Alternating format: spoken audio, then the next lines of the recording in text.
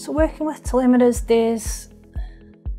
it's getting the surgical skills. So when I have a new student and they're coming in and they want to learn some telemetry, you sort of just need a little bit of a gentle roll-in period in terms of getting the surgery up and running. So my group tends to record a lot of signals, but the surgical expertise for that takes some time to develop. So I think just starting off a little bit more conservatively, so just start with one, maybe two signals.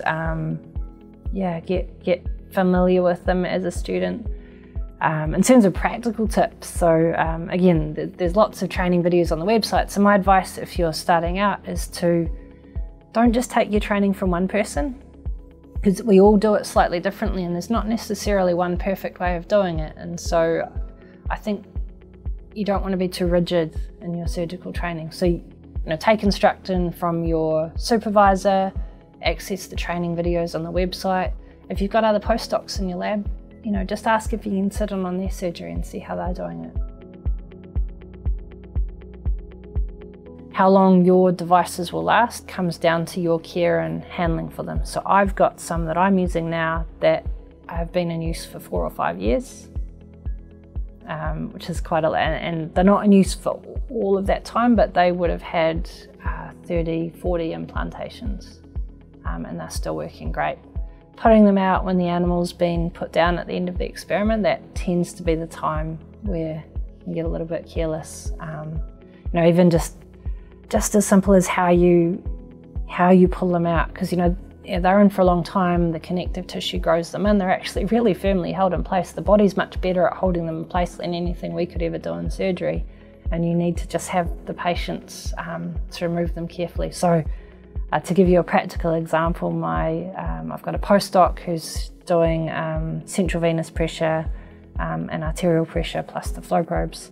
She is an incredibly patient person. She will sit down after finishing the protocol and terminating the animal. She will sit down and spend over an hour under the microscope carefully removing the telemeters. And so I think maybe people don't always appreciate how much care is required to look after them. But if you look after them well, they'll last you a long time.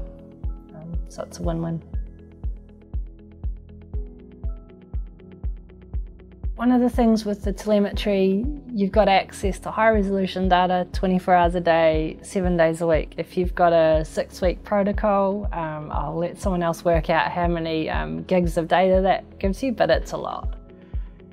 So I think my advice for people who are just trying to work out how to cope with all of this data is just sit down and just think about what numbers you need out of that data. So what's the figure in your paper going to look like? So kind of storyboard it a little bit. So are you going to have a graph that's got a daily average of blood pressure over a 3-week period with an intervention in the middle?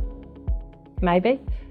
If you've got that, then think about, well, okay, do I need 500 hertz data 24 hours a day, or is there, are there ways I could schedule my data recording, for example? Could I capture a smaller amount of data across the day and still get that same daily average? Or you may be in a project where you're wanting to do some modelling and actually you need that high resolution beat-to-beat data and the multiple signals, to be able to look at temporal relationships, dynamic relationships between those.